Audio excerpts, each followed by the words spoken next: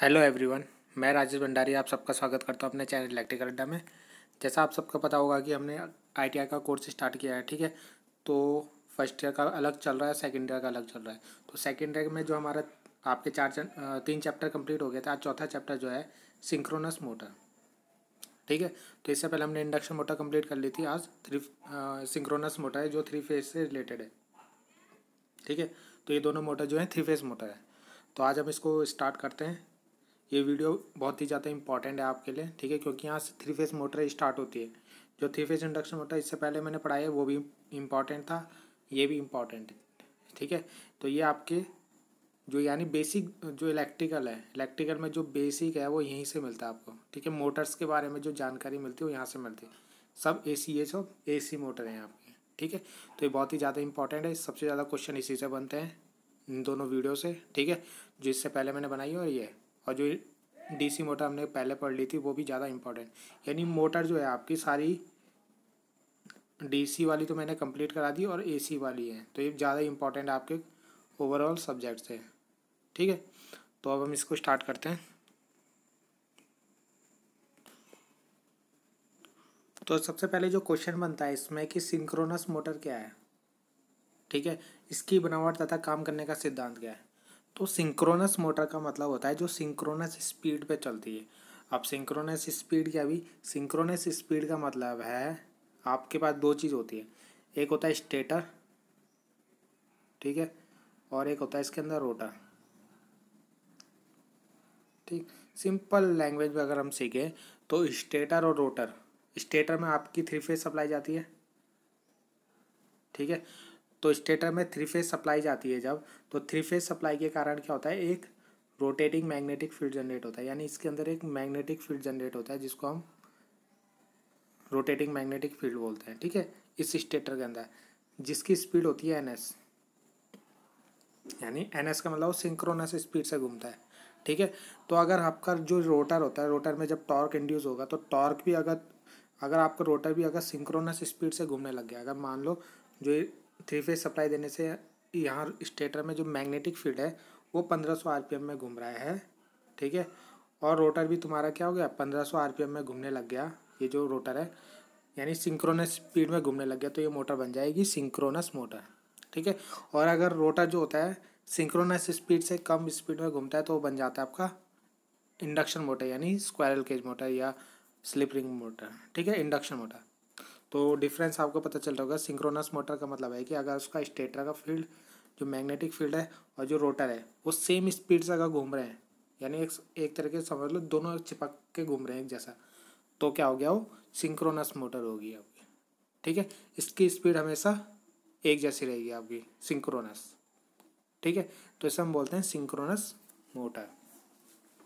तो synchronous machine आपकी दो टाइप की होती है, ठीक है।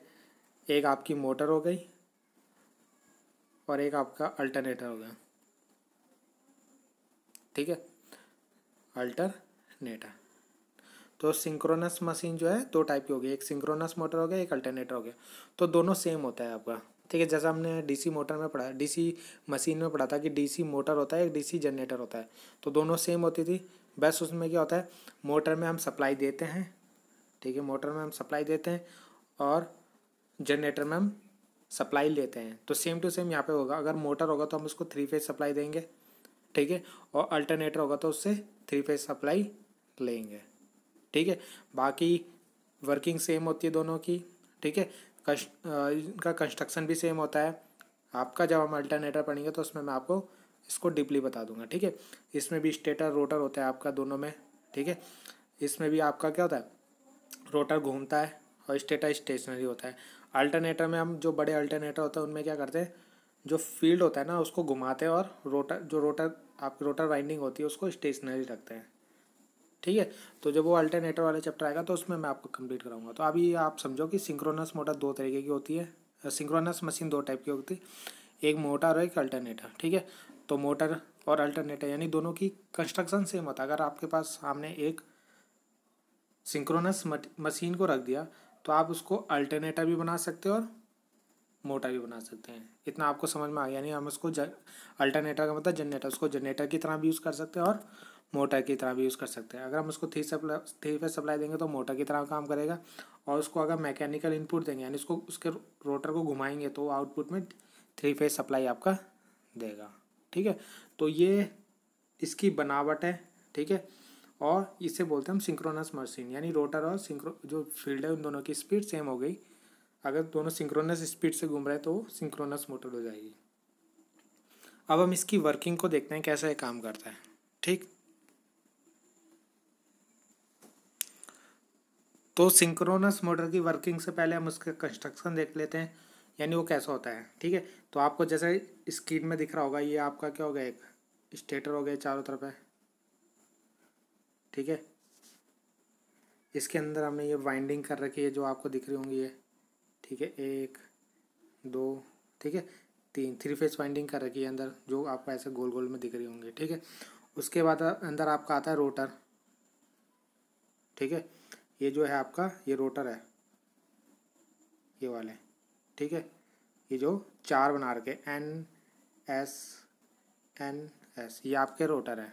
ठीक है, और ये आई बॉल है। आई बॉल का मतलब होता है ये ऊपर कुंडी सी होती है, इसको मोटर को उठाने के लिए यूज़ करते हैं। ठीक है, बाकी जो पोल के आगे आपको दिख रहा होगा ये डैम्पर वाइंडिंग कर रखी है। ठीक है, ये जो पोल है ऐसे, ठीक है, तो इनके यहाँ पे देखो ऐसे ऐसे वाइंडिंग कर रखी है। ठीक है, पोल के फेस में यहाँ पे भी है, यहाँ पे भी है और यहाँ पे भी है, तो इन्हें बोलते हैं हम डैम्पर वाइंडिंग। ठीक, बाकी इसमें हम रोटर में क्या करते हैं, डीसी सप्लाई देते हैं। ठीक है, यहाँ रोटर में यहाँ से एक डीसी सप्लाई देते हैं आपकी। ठीक है, वो देते हैं हम क्या के लिए, एक्साइट करने के लिए। ठीक है, एक्साइटर का काम करता है। उसकी अभी मैं जब उसकी वर्किंग समझाऊंगा तो उसमें आपको पता चल जाएगा डीसी सप्लाई क्यों देते हैं। ठीक है, इसलिए हम इस मोटर को डबली एक्साइटेड मोटर बोलते हैं। क्वेश्चन आता है पेपर में कि किस मोटर को डबली एक्साइटेड मोटर बोलते हैं, तो सिंक्रोनस मोटर को बोलते हैं। क्यों? क्योंकि एक तो हम इसमें थ्री फेज सप्लाई देते हैं और एक डीसी सप्लाई, इसलिए इसे डबली एक्साइटेड मोटर भी बोलते हैं। ठीक है, बाकी तो इसके जो ये पोल है वो साइलेंट पोल है। ठीक है, साइलेंट पोल मैंने बताया होगा आपको, इसका सेव इस तरीके से होता है। ठीक है, और तो इसमें यही इसकी वर्किंग, और यहाँ पे थ्री फेज सप्लाई दे रही है इस साइड से। ठीक है, स्टेटर में। तो इतना आपको समझ में आ गया होगा इसमें क्या क्या लगा हुआ है। ठीक है, अब इसकी वर्किंग देखते हैं कि ये वर्क कैसे करता है। ठीक,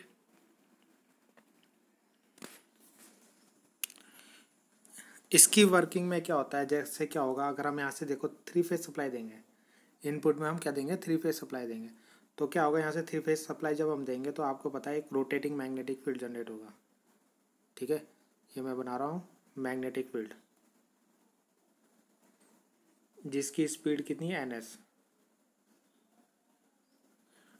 ठीक है, तो ये NS की स्पीड से घूमता है, तो NS की स्पीड से घूमता है तो यहाँ ये पोल जनरेट करेगा आपका। ठीक है, यहाँ ये पोल जनरेट करेगा आपके स्टेटर में। तो सपोज यहाँ पे S पोल है। ठीक है, यहाँ N पोल है, यहाँ N पोल है, यहाँ S पोल है। ठीक है, तो चार पोल बना रहा है स्टेटर में।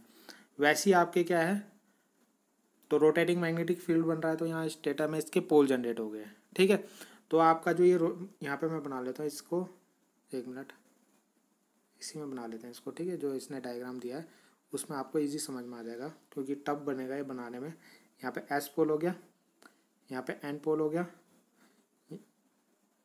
ठीक है, यहाँ पे नहीं S, एक मिनट, S हो गया, यहाँ पे मान लो N पोल हो गया, ये N हो गया, ये S हो गया। ठीक है, तो क्या होगा, अब हम इसमें क्या करेंगे, रोटेटिंग मैग्नेटिक फील्ड हो गया तो इसके रोटर में हम यहाँ पे डीसी सप्लाई देंगे। ठीक है, क्योंकि रोटेटिंग मैग्नेटिक फील्ड जनरेट होगा तो रोटेटिंग मैग्नेटिक फील्ड घूमता रहेगा घूमता रहेगा, तो क्या होगा, ये जो रोटर है आपका, रोटर पे क्या होता है, फोर्स लगता है। ठीक है, तो रोटर क्या करता है, रोटर पे हम क्या करेंगे, यहाँ पे डीसी सप्लाई देंगे। तो डीसी सप्लाई देने पे क्या होगा, इसके अंदर भी पोल जनरेट हो जाएंगे, जैसे आपको स्क्रीन में दिख रहा होगा, ये N पोल बन जाएगा। ठीक है, ये S पोल बन जाएगा, ये N पोल बन जाएगा, ये S पोल बन जाएगा। ठीक है, तो डीसी सप्लाई हम क्यों देते हैं, डीसी सप्लाई इसलिए देते हैं क्योंकि डीसी सप्लाई से क्या होता है, परमानेंट मैग्नेट बनते हैं आपके, ठीक है। तो इसका मतलब जो इसके अंदर रोटर में जो पोल बन रहे हैं, ठीक है, जैसा आपको इसमें डायग्राम में दिया है इसने, जो पोल बन रहे हैं वो आपके परमानेंट रहेंगे, यानी हमेशा ये एन रहेगा, ये वाला एस रहेगा, ठीक है, ये एन रहेगा, ये वाला एस रहेगा, ठीक है। जबकि स्टेटर के क्या है, एसी सप्लाई है तो वो चेंज होते रहते हैं, पहले ये एस है, ठीक है, ये अभी एन है, तो ये थोड़ी देर बाद एस हो जाएगा, यानी चेंज होते रहते हैं। ये एस है तो ये एन हो जाएगा थोड़ी देर बाद, ये एन है तो ये थोड़ी बार एस हो जाएगा, ये एन है तो थोड़ी देर बाद एस हो जाएगा, ये एस है तो ये थोड़ी देर बाद एन हो जाएगा, यानी चेंज होते रहते हैं आपके, ठीक है।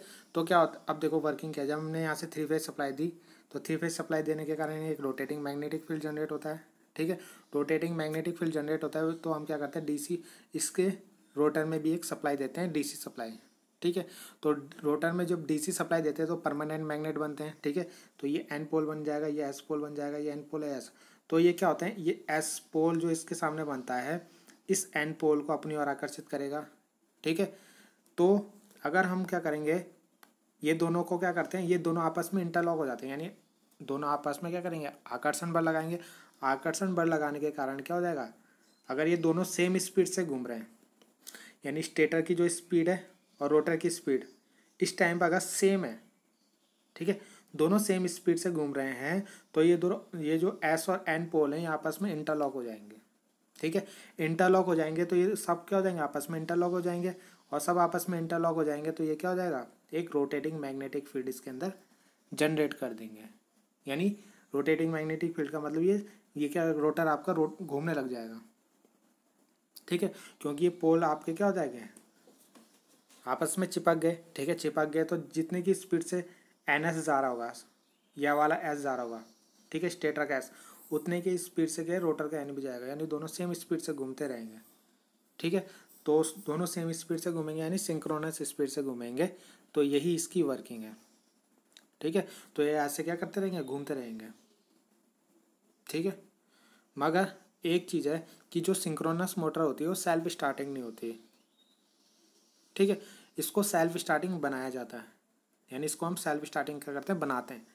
तो ऐसे नहीं कि हमने यहाँ से 3 फेज सप्लाई दी और ये दोनों जो पोल हैं एन और एस ये आपस में चिपक गए और दोनों सेम स्पीड से घूमने लग गए, ऐसा नहीं होता, ठीक है। इसको हमें सेल्फ स्टार्टिंग करना पड़ता है।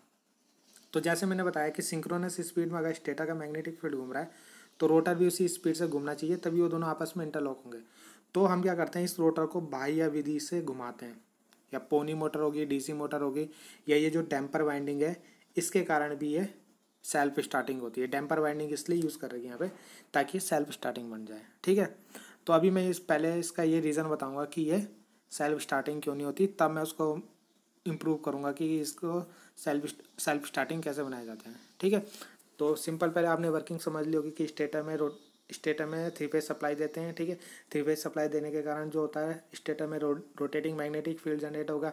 रोटेटिंग मैग्नेटिक फील्ड जनरेट होगा तो पोल उसके अंदर क्या होंगे, अल्टरनेटिंग पोल जनरेट होंगे। अल्टरनेटिंग पोल जनरेट होंगे तो क्या होगा, उस केस में हम क्या करेंगे, रोटर में भी एक डीसी सप्लाई देते हैं। डीसी सप्लाई देने पे क्या होता है, उसके अंदर परमानेंट पोल बन जाते हैं, परमानेंट मैग्नेट बन जाते हैं, ठीक है। अगर और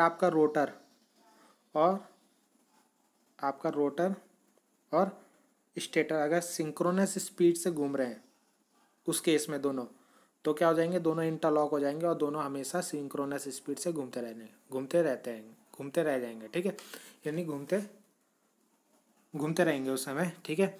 तो रोटर को सिंक्रोनस स्पीड में घुमाने के लिए हम यूज़ करते हैं या तो पोनी मोटर, ठीक है, यानी जितने की स्पीड, मान लो स्टेटर हमारा 1500 आरपीएम में घूम रहा है तो रोटर को भी हम 1500 आरपीएम में घुमाते हैं, किसकी हेल्प से, डीसी मोटर की हेल्प से, या पोनी मोटर एक छोटी मोटर होती है उसके रोटर को उतनी स्पीड से घुमाते हैं। तो दोनों सेम स्पीड में हो जाएंगे तो दोनों का फील्ड क्या हो जाएगा, आपस में चिपक जाएगा, ठीक है। ये दोनों चिपक जाएंगे और दोनों सेम स्पीड से घूमते रहेंगे, ठीक है। पोनी मोटर भी यूज़ नहीं करेंगे तो डैम्पर वाइंडिंग यूज़ करते हैं। डैम्पर वाइंडिंग इसलिए यूज़ करते हैं ताकि ये स्टार्टिंग में इंडक्शन मोटर की तरह स्टार्ट हो, ये मैं अभी आपको आगे बताऊंगा, ठीक। तो इतनी इसकी वर्किंग थी। अब हम देखते हैं कि सिंक्रोनस मोटर सेल्फ स्टार्टिंग क्यों नहीं होती।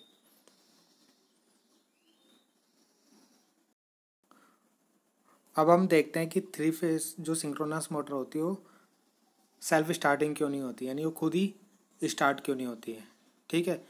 तो जैसे मैंने आपको बता दिया अभी तक कि स्टेटर में हम 3 फेज सप्लाई देते हैं, तो तो 3 फेज सप्लाई देते हो, एक अल्टरनेटिंग क्या होता है, पोल जनरेट होता है। ठीक है, मान लो पहले यहाँ पे एन पोल हो गया, ये एस पोल हो गया।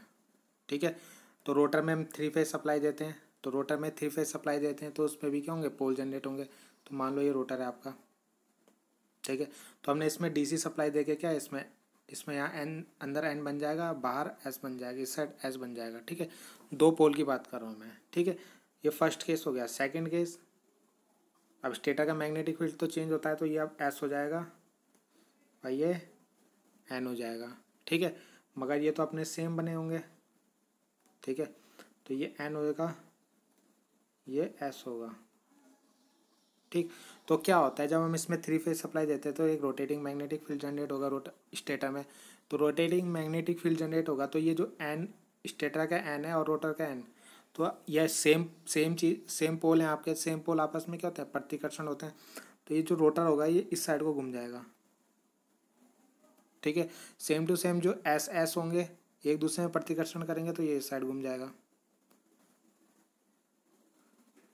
ठीक है, तो हाफ साइकिल जैसी होगी, तो ये पोल तो जब तक ये पोल रहेंगे तो ये इस तरह की तरफ घूमेगा। थोड़ी देर बाद जैसे ही आपके स्टेटर के पोल चेंज हो गए, इधर एस हो गया, इधर एन हो गया। ठीक है, तो आप क्या करेगा, ये एस जो होगा इस एन को अपनी ओर आकर्षित करेगा, तो ये इस साइड घूम जाएगा। ठीक है, और जो ये एन होगा इसको, इस एस को अपनी ओर आकर्षित करेगा, तो अब ये इधर की तरफ घूमने लग जाएंगे। ठीक है, ठीक, तो आया समझ में। मतलब रोटर आपका मान लो पहले इधर को घुमा, इतना घुमा। ठीक है, जब हमारे इधर एन थे और इधर एस था। ठीक है, दूसरी क्षण क्या हो गया, स्टेटर के पोल चेंज हो गए। तो पोल चेंज हो गया तो जितना वो पहले घुमा था उतना ही वो क्या कर गया, वापस चला गया। ठीक है, मतलब स्टेटर के पोल चेंज होने से क्या होगा, हमारा रोटर पूरा नहीं घूम पा रहा है। तो पूरा नहीं घूम पा रहा है तो हमारा क्या, मोटर स्टार्ट ही नहीं हो पाएगी। ठीक है, तो जितना घूम रहा है उतना ही क्या कर रहा है, वापस चले जा रहा है, क्योंकि पोल क्या कर रहा है, उसको आकर्षित कर रहा है। एस को ये एस हो गया, इस एन को अपनी ओर आकर्षित कर रहा है, तो वो वापस चला जा रहा है। इस तरीके से आपका रोटर पूरा नहीं घूम पा रहा है, केवल जितना उसमें धक्का लगता है, जितना वो घूमता है उतना ही वो वापस चला जाता है। ठीक है, तो इसलिए सेल्फ स्टार्टिंग नहीं होती। तो इसको सेल्फ स्टार्टिंग बनाने के लिए हम कुछ विधियाँ यूज़ करते हैं। ठीक है, अब हम उस, तो जैसे मैंने बताया कि वो रोटर जो है आपका पूरा नहीं घूम पाता। ठीक है, तो इसलिए सेल्फ स्टार्टिंग नहीं होती। तो इसके लिए हमको सेल्फ स्टार्टिंग बनाने के लिए केवल इतना करना होता है कि अगर हमने क्या करा, अगर हमारा स्टेटर जो है एन एस की स्पीड से घूम रहा है, ठीक है, और रोटर भी हमारा एन एस की स्पीड से घूम जाए, यानी रोटर भी उतनी ही स्पीड से घूम जाए। ठीक है, तो जो रोटर के पोल हैं और जो स्टेटर के पोल हैं आपस में इंटरलॉक हो जाएंगे। तो इंटरलॉक हो जाएंगे तो वो सेम उसी स्पीड में घूमने लग जाएंगे। ठीक है, जैसे अगर मैं बताऊं, तो पहले हाफ चक्कर में क्या था, ये दोनों आपस में एक दूसरे को रिपल कर रहे थे। ठीक है, तो ये इतना घूम रहा था। ठीक है, दूसरे हाफ चक्कर में फिर ये आकर्षित हो रहे थे तो ये वापस चले जा रहा था। तो उसी टाइम पे अगर हम क्या करें, जितने की स्पीड से आपका ये जो स्टेटर का पोल चेंज हो रहा है उतने की स्पीड से अगर हम इस रोटर को घुमा दें तो ये एन जो हो जाएगा, ये जो एन था ये इधर आ जाएगा, नीचे एन हो जाएगा, ऊपर वाला एस हो जाएगा। ठीक है, तो फिर ये एन एन इसको रिपल करेगा तो ये इधर की तरफ चल जाएगा। ठीक है, यानी कहने का मतलब है अगर जितने की स्पीड से हमारा स्टेटर घूम रहा उतने की स्पीड से अगर हमने रोटर को भी घुमा दिया साथ में, तो उन दोनों के पोल क्या हो जाएंगे, आपस में इंटरलॉक हो जाएंगे। तो इंटरलॉक हो जाएंगे तो दोनों जिस स्पीड से स्टेटर घूम रहा है उसी स्पीड से आपका रोटर भी घूमने लग जाएगा। ठीक है, तो उसकी मैं कंडीशन आपको दिखाता हूँ।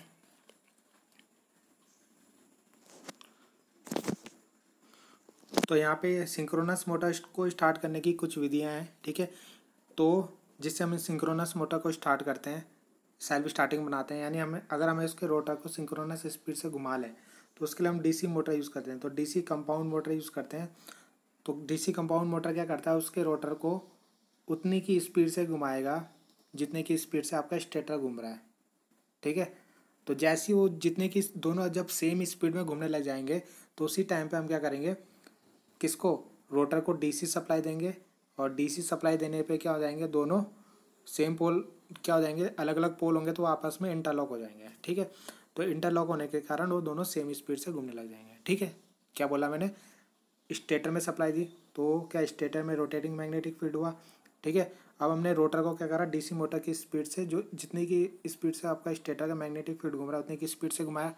तो उसी टाइम हमने क्या करा, बाहर से रोटर को डीसी सप्लाई दी। डीसी सप्लाई देने पर क्या हो जाएगा, उसमें परमानेंट मैग्नेट बन जाएंगे। मैग्नेट बन जाएंगे तो इसका एन और इसका एस जो हो जाएगा आपस में इंटरलॉक हो जाएगा। ठीक है, और इसका एस और इधर का एन आपस में इंटरलॉक हो जाएगा। इंटरलॉक हो जाएंगे तो ये सेम स्पीड से आपस में घूमने लग जाएंगे ऐसे। ठीक है, तो इसलिए हम डीसी मोटर का यूज़ करते हैं। एक हम पोनी मोटर भी यूज़ करते हैं। पोनी मोटर क्या होती है, आपकी छोटी मोटर होती है। ठीक है, एक छोटी सी मोटर होती है जिसको हम क्या करते हैं, उससे कनेक्ट करते हैं। तो जो पोनी मोटर होती है वो इंडक्शन मोटर भी बोलते हैं। ठीक है, वो पोनी मोटर जो होती है इंडक्शन मोटर होती है आपकी, तो उसको स्टार्टिंग में बहुत सिंक्रोनस स्पीड से घुमाती। तो सिंक्रोनस स्पीड से घुमाती है, फिर हम उसके रोटर को डीसी सप्लाई देते हैं, फिर उनके पोल आपस में इंटरलॉक हो जाएंगे। इंटरलॉक हो जाएंगे तो दोनों सेम स्पीड से घूमेंगे। ठीक है, बस हमें क्या करना है, जो रोटर है उसको सिंक्रोनस स्पीड से घुमाना है।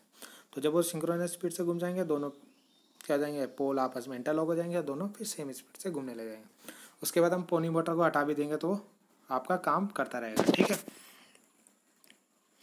सेकंड केस आता है सेल्फ स्टार्टिंग। सेल्फ स्टार्टिंग के लिए क्या है आपका, जैसे मैंने बोला था पोल के फेस में क्या करते हैं, डैम्पर वाइंडिंग कर लेते हैं।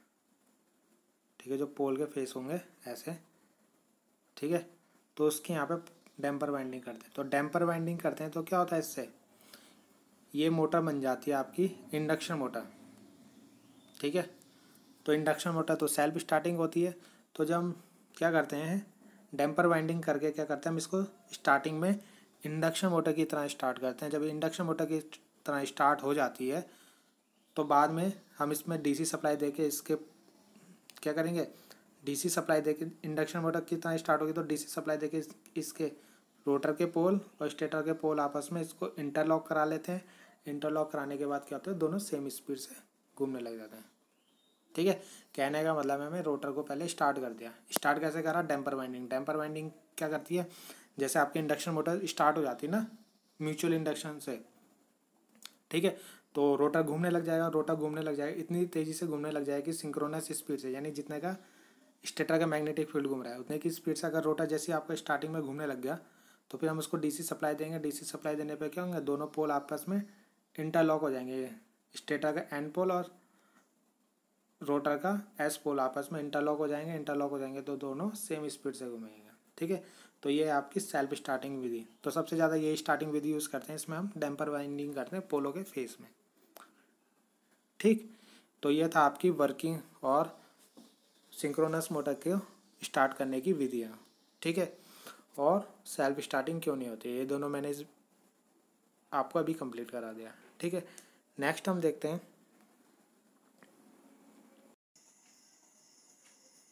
तो जैसा आपको स्क्रीन में दिख रहा होगा ये डायग्राम मैंने निकाल के रखा है। ठीक है, तो ये पोनी मोटर का डायग्राम है।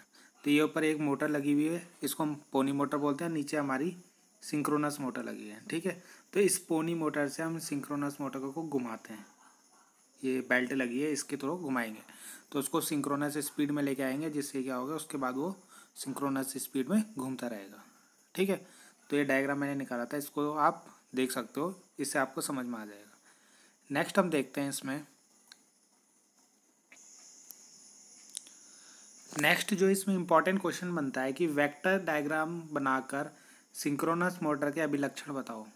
यानी आपको पता है जो सिंक्रोनस मोटर होती है वो लैगिंग पावर फैक्टर पे भी वर्क करती है, यूनिटी पावर फैक्टर पे भी वर्क करती है और लीडिंग पावर फैक्टर पे भी वर्क करती है। ठीक है, और लैगिंग यूनिटी लीडिंग क्या होता है ये मैंने अलग से वीडियो बनाई है, तो आप वहाँ पे जाके देख सकते हो। प्लेलिस्ट में जाके एसी सर्किट जो चैप्टर होगा उसमें जाके आप इसे देख सकते हो। ठीक है, तो ये तीनों पावर फैक्टर पे वर्क करती है, जबकि इंडक्शन मोटर होती है वो केवल लैगिंग पावर फैक्टर पे वर्क करती है। ठीक है, तो इसलिए मोटर हमारे लिए बहुत इंपॉर्टेंट हो जाती है, क्योंकि जहाँ पे हमारा लैगिंग पावर फैक्टर होता है वहाँ पे हम इम्प्रूवमेंट करने के लिए इस मोटर को भी यूज़ करते हैं, यानी पावर फैक्टर को लीड करने के लिए भी इसको यूज़ करते हैं। ठीक है, तो ये भी, और एक क्वेश्चन ये भी बनता है कि सिंक्रोनस मोटर सिंक्रोनस कैपेसिटर की तरह कैसे काम करते हैं, यानी हम इसे कैपेसिटर की तरह कैसे यूज कर सकते हैं। ठीक है, तो वो भी हम इसमें देखेंगे। ठीक है, तो इसको स्टार्ट करते हैं। तो जैसा आपको पता है, ठीक है, मैं इसको समझाता हूँ आपको। जैसे हमें पता है हमें स्टेटर होता है, ठीक है, स्टेटर में हम 3 फेज सप्लाई देते हैं, ठीक है। तो 3 फेज सप्लाई देते हैं तो ये एक तो हम सप्लाई वोल्टेज देते हैं V, ठीक है, ये फर्स्ट वाट लिखा हो। दूसरा बैक ईएमएफ, भी जो रोटर के पोलों के फ्लक्सों द्वारा उत्पन्न होता है, ठीक है। अब इसके बीच में एक रोटर होता है, ठीक है, ये अभी मैंने बता दिया आपको। रोटर में हम 3 फेज सप्लाई, रोटर में हम डीसी सप्लाई देते हैं, तो इसके कारण भी एक मैग्नेटिक फील्ड बनता है, ठीक है। तो मैग्नेटिक फील्ड भी बनता है, तो मैग्नेटिक फील्ड जो बनता है उसका, ठीक है, रोटर का जो मैग्नेटिक फील्ड होता है, ये रोटर का मैग्नेटिक फील्ड है, आर लिख रहा हूँ मैं से। तो ये क्या करता है, जो स्टेटर में कंडक्टर है हमारे पास, ठीक है, वाइंडिंग जो कर रखी है उनसे टच होगा, क्योंकि रोटर में मैग्नेटिक फील्ड बना है तो वो अंदर टच होगा वाइंडिंग से टच होगा तो कट करेगा तो वहाँ पे एक ईएमएफ जनरेट होगी। तो स्टेटर में एक और ईएमएफ जनरेट होती है, उसे बोलते हैं हम बैक ईएमएफ, ठीक है। तो यानी स्टेटर में हमारी 2 वोल्टेज हो गई, एक तो सप्लाई वोल्टेज और एक बैक ईएमएफ ईबी, जो किसके कारण हुआ, रोटर के में जो हमने पोल जनरेट कर रखे उसके फ्लक्स के थ्रू जो ईएमएफ जनरेट होता है, ठीक है। तो फ्लक्स, रोटर का फ्लक्स जब घूमेगा तो ये आर्मेचर में जो वाइंडिंग होगी वो उसको कट करेगी तो उसमें ईएमएफ जनरेट हो जाएगा, ठीक है। तो उसके वो ईएमएफ होता है हमारा बैक ईएमएफ। तो ये 2 वोल्टेज काम करते हैं हमारे स्टेटर में। स्टेटर जो हमारा, इसमें 2 वोल्टेज हो गए, एक तो सप्लाई वोल्टेज और एक बैक ईएमएफ, ठीक। अब इन्हीं से ये जो बैक ईएमएफ और सप्लाई वोल्टेज, बैक ईएमएफ की वैल्यू को कम ज़्यादा करके हम ये तीनों जो हमारी जो तीनों कंडीशन है वो प्राप्त करते हैं, ठीक है, यानी लीडिंग, लैगिंग और यूनिटी। तो अब हम उसको डायग्राम के थ्रू समझते हैं। तो जैसा आपको स्क्रीन में दिख रहा होगा, ये 3 फेजर डायग्राम बनाए हैं। ये है अंडर एक्साइटेशन, ये है नॉर्मल एक्साइटेशन और ये है ओवर एक्साइटेशन। अंडर एक्साइटेशन में आपको लैगिंग मिलेगा, नॉर्मल एक्साइटेशन में आपको यूनिटी मिलेगा, ठीक है, और ओवर एक्साइटेशन में आपको लीडिंग मिलेगा, ठीक है। कहने का मतलब है जब V बड़ा होगा EB से, ठीक है, तो हमें कैसे मिलेगा, लैगिंग। जब V इक्वल टू EB होगा तो मिलेगा यूनिटी, ठीक है। और जब EB ग्रेटर देन हो जाएगा किससे, V से, तो मिलेगा लीडिंग पावर फैक्टर, ठीक है। अब ये कैसा होगा, मैंने अभी बताया था स्टेटर में 2 ईएमएफ जनरेट होते हैं, ठीक है, एक हो गया सप्लाई वोल्टेज और एक हो गया बैक ईएमएफ। अगर सप्लाई वोल्टेज की वैल्यू ज़्यादा है बैक ईएमएफ से तो आपका लैगिंग, अगर इक्वल है तो यूनिटी, और ग्रेटर देन है बैक ईएमएफ ज़्यादा हो जाता है तो क्या होगा, लीडिंग पावर फैक्टर होगा, ठीक है। तो ये बैक ईएमएफ की वैल्यू, ये तो चलो समझ लेते हैं हम कि बैक ईएमएफ कम होगा, यानी बैक ईएमएफ ज़्यादा और कम कैसे होगा, अगर हमने क्या कर रखा है, रोटर में जो डीसी सप्लाई दे रहे हैं वो कम वैल्यू का दे रहे हैं, तो कम वैल्यू का दे रहे हैं तो कम वैल्यू का देंगे तो फ्लक्स कम जनरेट होगा, तो स्टेटर की जो वाइंडिंग है वो फ्लक्स को कम कटेगी, तो बैक ईएमएफ उस वहाँ पे स्टेटर में जो बैक ईएमएफ जनरेट होगा वो कम होगा, ठीक है। अंडर एक्साइटेशन में हम इतनी वोल्टेज देंगे कि दोनों ये बराबर हो जाए, तो क्या हो जाएगा, यूनिटी। और अगर हम सप्लाई वोल्टेज यानी जो डीसी सप्लाई है रोटर पे उसको ज़्यादा करेंगे, तो ज़्यादा बढ़ाएंगे तो यहाँ पे फ्लक्स ज़्यादा बनेगा तो जो बैक ईएमएफ है वो भी ज़्यादा जनरेट होगा, ठीक है। तो उसे बोलते हैं हम ओवर एक्साइटेशन, ठीक है। यानी जब हम एक्साइटेशन ज़्यादा करेंगे, डीसी सप्लाई ज़्यादा देंगे तो उससे बैक ईएमएफ ज़्यादा बनेगा, बैक ईएमएफ ज़्यादा बनेगा तो आपका ओवर एक्साइटेशन होगा, ठीक है। तो वो डिपेंड होता है कि जो यूनिटी, लैगिंग और लीडिंग है ये आपकी किस पे डिपेंड होता है, एक्साइटेशन पे।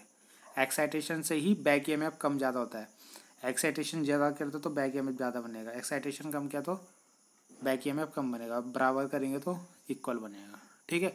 तो यहाँ पे आपको दिख रहा होगा, जैसे अगर इस डायग्राम को आप देखते हो, अगर आप इस फेजर डायग्राम को देखते हो तो यहाँ पे देखो IS करंट, IS का मतलब है, IS जो है वो स्टेटर करंट है आपकी, ठीक है। ये जो IS है यहाँ पे वो स्टेटर करंट है, ठीक है। EB बैक ईएमएफ है और ये जो है सप्लाई वोल्टेज है V, ठीक है। तो क्या होता है, स्टेटर में जो हम अप्लाई वोल्टेज कर रहे हैं और एक बैक ईएमएफ जनरेट हो रहा है, वो बैक ईएमएफ होता है अपोज करता है, ठीक है, उल्टी डायरेक्शन में चलता है, तो उन दोनों का एक रिजल्टेंट आएगा ER, ठीक है। यानी एक हम वोल्टेज अप्लाई कर रहे हैं, एक जनरेट हो रही, तो वो दोनों माइनस होंगी तो एक वैल्यू आएगी, तो वो हो गया हमारा रिजल्टेंट। तो जो ये करंट होती है आपको यहाँ पे दिख रहा होगा, ठीक है, यहाँ पे दिख रहा होगा ये V है सप्लाई वोल्टेज और IS, ठीक है, इनके बीच में यहाँ पे एक एंगल बन रहा है फाई, ठीक है। तो ये जो V ऐसा है आपका, ठीक है, ये इससे 5 डिग्री लैग कर रहा है, ठीक है, ये V हो गया और ये IS हो गया। तो 5 डिग्री क्या कर रहा है, लैग कर रहा है, इसलिए लैगिंग हो रहा है, यानी सप्लाई वोल्टेज से पीछे है। यहाँ पे देखना ये दोनों एक दूसरे के ऊपर है, यानी एंगल इनके बीच के 0 है, तो यहाँ पे इन फेस हो गया। जबकि लास्ट वाले में आपको दिख रहा होगा ये लीडिंग हो जाएगा आपका, ठीक है, यहाँ पे आपको दिख रहा है। तो यहाँ पे जो होगी IS करंट क्या होगी, ये V हो गया, ठीक है, और IS करंट जो है वो लीड कर रहा है 5 डिग्री ऐसा, ठीक है। तो ये हो गया लीडिंग पावर फैक्टर, ठीक है। बाकी ये तो रिजल्टेंट वोल्टेज है, बैक EMF है।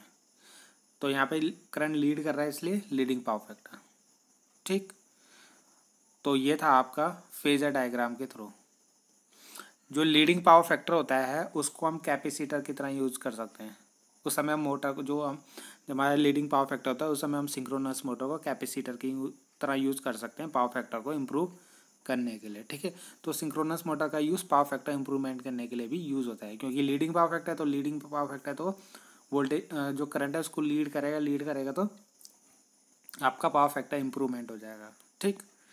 तो ये था आपका फेजर डायग्राम के थ्रू। नेक्स्ट हम देखते हैं, तो फेजर डायग्राम के थ्रू हमने तीनों कंडीशन देख ली है। अंडर एक्साइटेशन, ठीक है, अंडर एक्साइटेशन में लैगिंग होगा और लेवल वाले में, ठीक है, तो उस समय क्या हो जाएगा आपका यूनिटी पावर फैक्टर होगा। और जब ओवर एक्साइटेशन होगा तो क्या होगा, लीडिंग पावर फैक्टर। उस समय हम जो मोटर होती है उसको कैपेसिटर की तरह यूज़ कर सकते हैं। अब हम देखते हैं कुछ इम्पोर्टेंट नोट जो हैं डैम्पर वाइंडिंग और हंटिंग इफेक्ट में, ठीक। तो हंटिंग इफेक्ट भी बोलते हैं इसको और सर्जिंग इफेक्ट और फेज स्विंगिंग भी बोलते हैं इसे, ठीक है। तो तीन नाम है इसके, हंटिंग इफेक्ट, सर्जिंग या फेज स्विंगिंग, ठीक। तो इनको देखते हैं हम। तो इसमें आता है सबसे पहले डैम्पर वाइंडिंग। तो डैम्पर वाइंडिंग मैंने इससे पहले भी आपको बता देता, पोल के फेस में होता है ऐसे, ठीक है। मान लो हमारे पास 2 पोल की मशीन है कोई, 1 मिनट, ठीक है। अगर मान लो हमारे पास कोई 2 पोल की मशीन है तो ठीक है, मान लो ये रोटर है, ठीक है, ऐसा होता है रोटर, ठीक है। तो इसके पोल में ऐसे वाइंडिंग होती है, ठीक है। तो क्या होता है जब हमारा सिंक्रोनस मोटर को हम स्टार्ट करते हैं तो इसको वो स्टार्ट नहीं होती, सेल्फ स्टार्टिंग नहीं होती, तो उसे सेल्फ स्टार्टिंग बनाने के लिए हम डैम्पर वाइंडिंग करते हैं, ठीक है। तो क्या होता है हमारा, जब स्टेटर में एक रोटेटिंग मैग्नेटिक फील्ड क्या करता है, स्टेटर में हम सप्लाई देते हैं, ये स्टेटर हो गया, इसको हम 3 फेज सप्लाई देते हैं, ठीक है। तो क्या होगा, एक रोटेटिंग मैग्नेटिक फील्ड जनरेट होगा। रोटेटिंग मैग्नेटिक फील्ड जब जनरेट होगा तो क्या करेगा, ये जो इसके पोल के जो ये जो पोल में हमने वाइंडिंग कर रखी है डैम्पर वाइंडिंग, वो उस रोटेटिंग मैग्नेटिक फ्लक्स को कट करेगी। रोटेटिंग मैग्नेटिक फ्लक्स को कट करेगी तो क्या करेगा, ये जो डैम्पर वाइंडिंग है कट करेगी तो इसमें एक EMF जनरेट होगा, ठीक है। आपको पता है फ्लक्स जब भी कट होता है तो EMF जनरेट होता है, ठीक है। तो हमारे पास 2 EMF हो जाते हैं, एक स्टेटर का EMF और एक इस जो ये हमने डैम्पर वाइंडिंग कर रखी इसका EMF। तो ये जब दोनों EMF एक दूसरे से इंटरेक्ट करते हैं, ठीक है, तो क्या होता है, रोटर पे फोर्स लगता है। तो रोटर पे फोर्स लगता है तो ये रोटर क्या होता है, घूमने लग जाता है, ठीक है। तो ये आपका घूमने लग जाता है, जिसके कारण आपका जो ये मोटर होती है ये स्टार्ट हो जाती है, ठीक है। तो ये मोटर जो स्टार्ट होती है स्टार्टिंग में इंडक्शन मोटर की तरह स्टार्ट होती है, ठीक है। तो ये डैम्पर वाइंडिंग करके क्या होता है, ये दो मैग्नेटिक फील्ड बन जाते हैं, दोनों मैग्नेटिक फील्ड आपस में इंटरेक्ट होते हैं, ठीक है। तो इंटरेक्ट होते हैं तो जिसके कारण रोटर पे फोर्स लगता है, तो ये घूमने लग जाता है।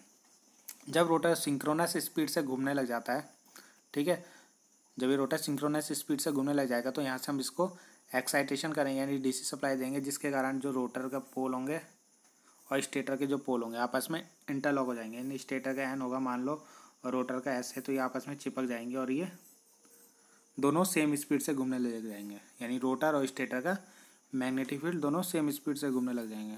ठीक है, तो जब ये दोनों सेम स्पीड से घूमने लग जाएंगे तो क्या हो जाएगा, तब कोई ईएमएफ कट नहीं होगा, क्योंकि जितने की स्पीड से रोटर घूम रहा है उतने की स्पीड से स्टेटर घूम रहा है, तो कोई कट नहीं होगा। तो इस वाइंडिंग में कोई ईएमएफ जनरेट नहीं होगा। ईएमएफ जनरेट नहीं होगा तो ये फिर आपका क्या होगा, ये काम नहीं करेगा। ठीक है, तब आपका जो रोटर में जो हमने वाइंडिंग कर रखी है वो उसका काम ख़त्म हो जाता है। ठीक है, उसके बाद आपकी मोटर सिंक्रोनस स्पीड पे चलती रहती है। नेक्स्ट आता है आपका हंटिंग इफेक्ट। ठीक है, तो हंटिंग इफेक्ट क्या होता है, तो हंटिंग इफेक्ट होता है जब कि हम मोटर पे लोड डालते हैं। ठीक है, तो मोटर पे लोड डालने पर क्या होता है, आपका रोटर जो होता है वो थोड़ा हिलने लग जाता है, यानी झूमने लग जाता है। यानी वो जो उसकी स्पीड है सिंक्रोनस स्पीड उस पर नहीं घूमता है, यानी वो थोड़ा ऐसे झूलने की, जैसे रोटर क्या होता है जैसे झूमना बोलते हैं उसे। ठीक है, उस वैसे होने लग जाता है आपका रोटर। ठीक है, मतलब एक स्पीड में नहीं चलता, वो कभी कम कम ज़्यादा ऐसे हिलता रहता है। ठीक है, तो उसी का बोलते हैं हंटिंग इफेक्ट या फेज स्विंगिंग या सर्जिंग प्रभाव। ठीक है, तो यानी जब मोटर पे लोड पड़ता है या लोड में डिफरेंस आता है, यानी कभी कम होता है कभी ज़्यादा होता है। ठीक है, इस तरीका का कुछ होता है आपके मोटर पे, तो आपका जो रोटर होता है वो स्विंगिंग करने लग जाता है, यानी हिलने लग जाता है, तो उसी को बोलते हैं हंटिंग प्रभाव। ठीक, तो ये जो हंटिंग इफेक्ट है ये इफेक्ट है तुम्हारा जो नहीं होना चाहिए, तो इसको ठीक करने के लिए क्या है, रोटर की स्पीड को ठीक करके हंटिंग के प्रभाव को समाप्त करते हैं। ठीक है, यानी उसकी स्पीड को हम कम ज़्यादा करेंगे। अगर उसकी जैसे वो उसमें क्या हो रहा है, स्विंगिंग हो रहा है, तो उसकी स्पीड को कम ज़्यादा करके हम क्या करेंगे, इस हंटिंग इफेक्ट को ख़त्म कर देंगे। ठीक है, तो आज के लिए इतना ही था आपका सिंक्रोनस मोटर में जो भी इम्पोर्टेंट था। ठीक है, तो आई होप आपको इतना समझ में आया होगा। जो भी इम्पोर्टेंट क्वेश्चन था इसमें मैंने वो सब करवा दिए हैं। ठीक है, बाकी अगर टाइम मिलेगा बाद में तो जो भी थोड़ा बहुत छूटा है इसमें वो भी मैं आपको कंप्लीट करा दूँगा। तो मैंने अभी बस केवल जो इम्पोर्टेंट है वो चीज़ आपको कवर करा दी है। ठीक है, तो आई होप आपको ये पसंद आएगी। Thank you.